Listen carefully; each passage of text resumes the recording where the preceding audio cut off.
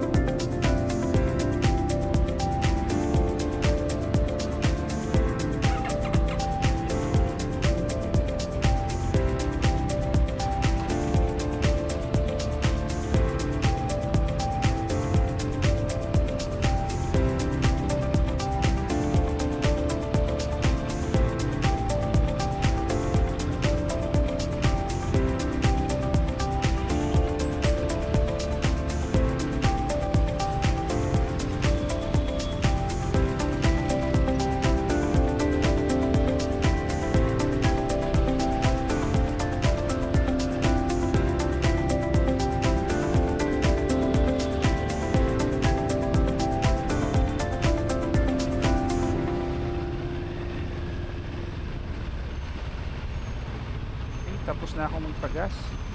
So nasa Osmeña pa rin tayo. So usual traffic build up here hanggang ano to, Magallanes flyover. So nagkakaroon ng build up ng traffic dahil sa merging lane. Yung mga galing ng EDSA Makati tas Osmeña. So magmi-meet sila ron sa may Magallanes flyover. Pero after that medyo smooth flowing na.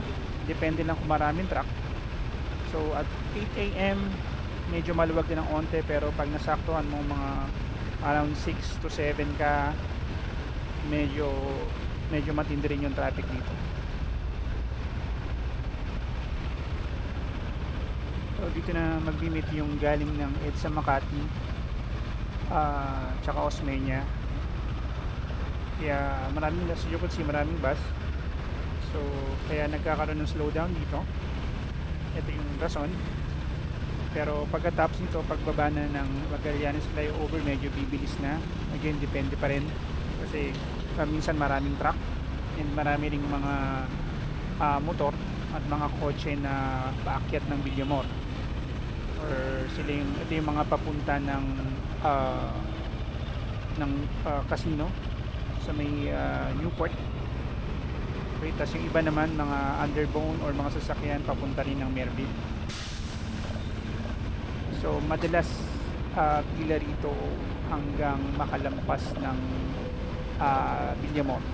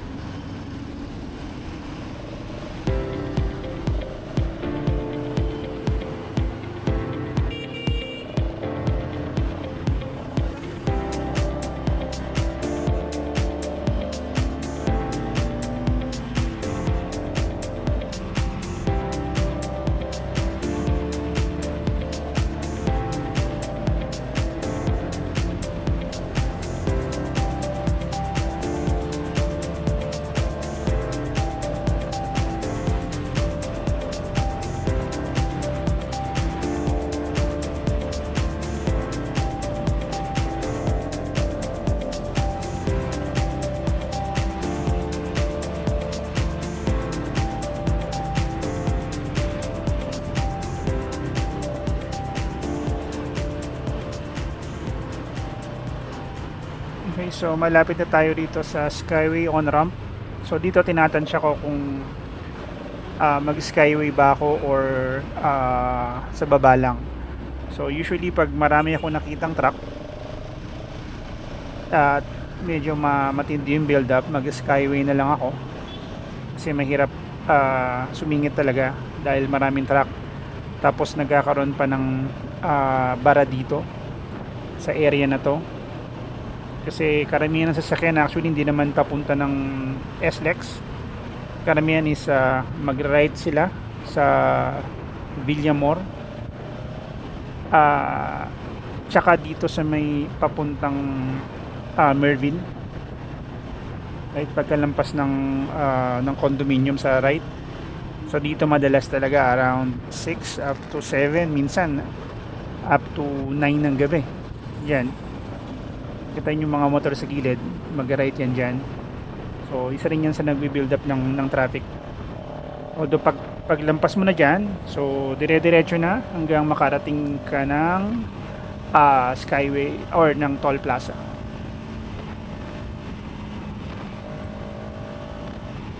Medyo madilim sa part na to, pero good thing yung headlight ng CLX na CF Moto ko is medyo okay naman, medyo maliwanag siya, medyo malayo din yung coverage niya, lalo na pag naka highlights ka. Even naka low lights maganda rin naman, pero syempre mas malaking tulong talaga pag naka auxiliary lights ka para mas maganda yung illuminations.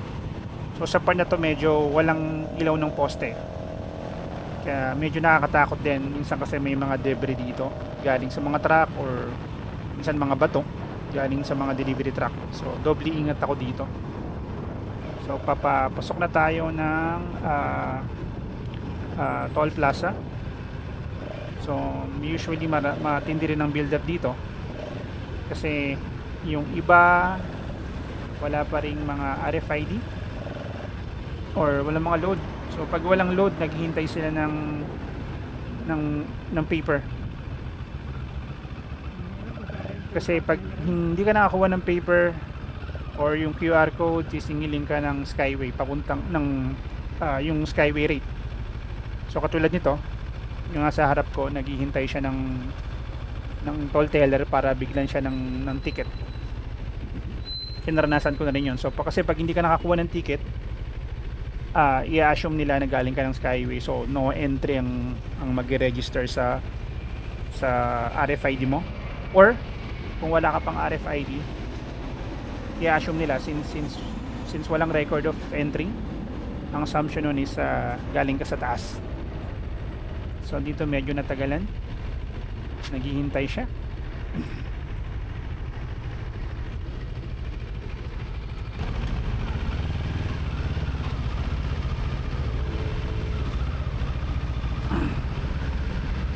Pagka lampas dito ng toll gate, madilim pa rin, wala pa ring ilaw yung mga poste dito. Alam ko may ilaw dun sa may flyover, pero for some reason hindi nila binubuksan. So sa part na to medyo nakakatakot. Bukod sa madilim, minsan may mga nakatambay na truck dito. So you could see maraming mga truck ang makakasabay. Itong center lane medyo baku-baku dyan, most likely dahil sa mga gulong ng mga truck. So pag nandito ako sa part na to, make it a point na nasa left side ako, baka lang kagad ako. Of course you need to do it safely. So dahil maliit yung gulong ng motor, damang-dama mo talaga yung lubak dyan. Although ngayon masasabi ko at this time, medyo onti yung truck, mangilan-ngilan lang. Pero pag may mga time na madami, so nakakatakot din talaga. Kasi karamihan sa mga truck na yan nagmamadali. Most likely may mga hinahabol siya ng delivery, may mga nagkakarera pa, may mga makukulit na nagkakarera pa, bigla na lang kakanon or kakaliwa. I mean, signal muna or liko muna bago signal. So marami na ako nakitang aksidente rito. So extreme caution talaga. So kung katulad nyo, or kung katulad nyo ako na nagbabalak kayong bumili ng big bike, gagamitin nyo commute to work, tapos ito yung same time din yung biyahe nyo, so ingat lang talaga, extreme caution. uh, Although pag wala namang truck, as you can see, medyo smooth naman yung ride. Yung mga truck talaga rito nagpapabagal kasi sila yung nasa gitna. Swerte nga lang, ngayon medyo konti lang yung truck kaya nakakaarangkada ng konti. Although magkakaroon ng slowdown, just bit slowdown pagdating ng Bikutan exit. So normal naman yun kasi yung right lane would be allotted sa mga exit ng Bikutan, then 2 lane na lang yung southbound. Okay, although pag lampas mo naman ng Bikutan exit, dire-diretso na, mabilis papuntang until makarating ka ng Sukat exit.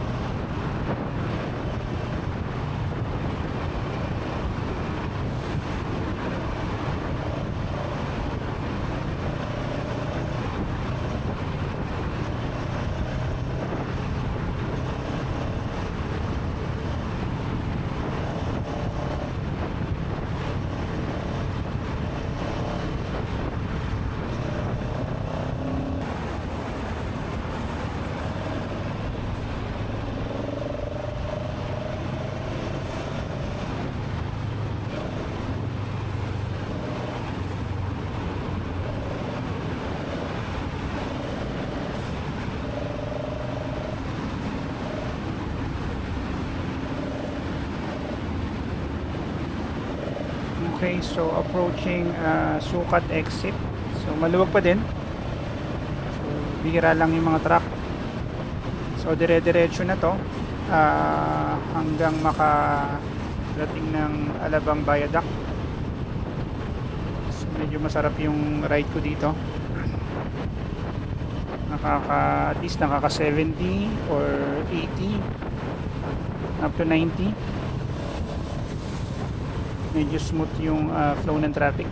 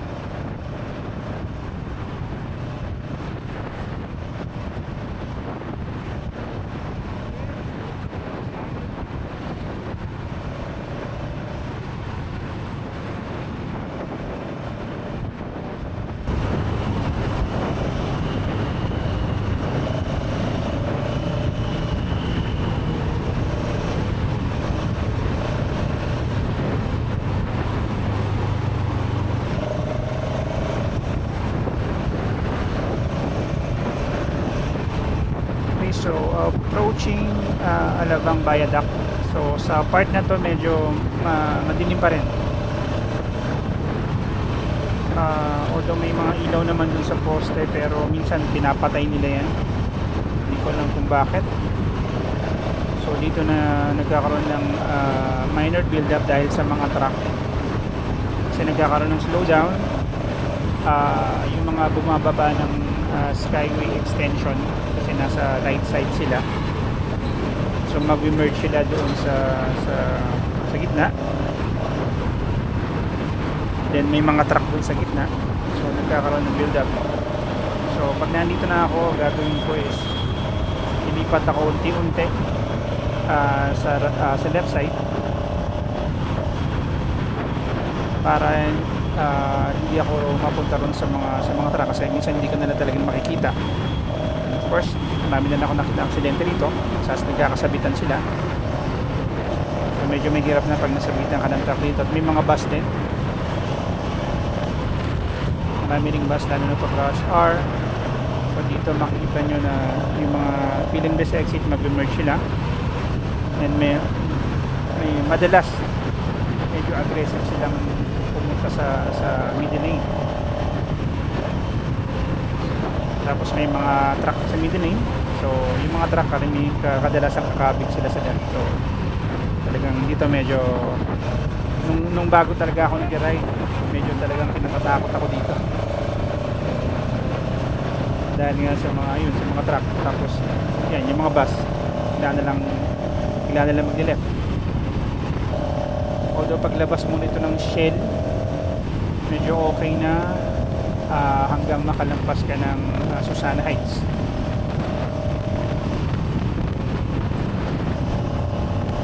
Yung papuntang MCX.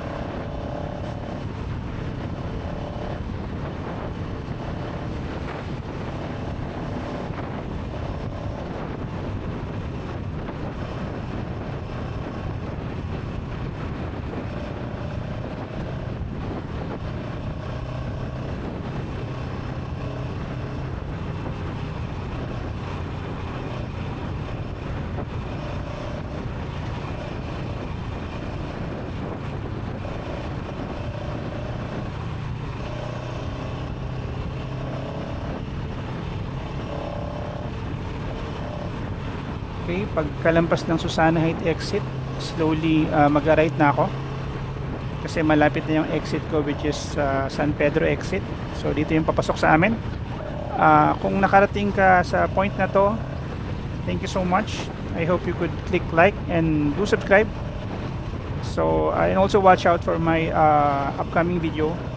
So mag-post din ako ng video review about my bike, about this bike, the CLX 700 Sports, and also yung isa kong bike, the Binelli Imperiale 400. So isi-share ko rin yung ride experience ko doon, and also my review, my performance review of that bike.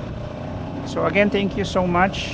Again, please, if you like this video, click the like button and do subscribe. Okay, and thank you so much for watching. See you on my next vlog. Thank you.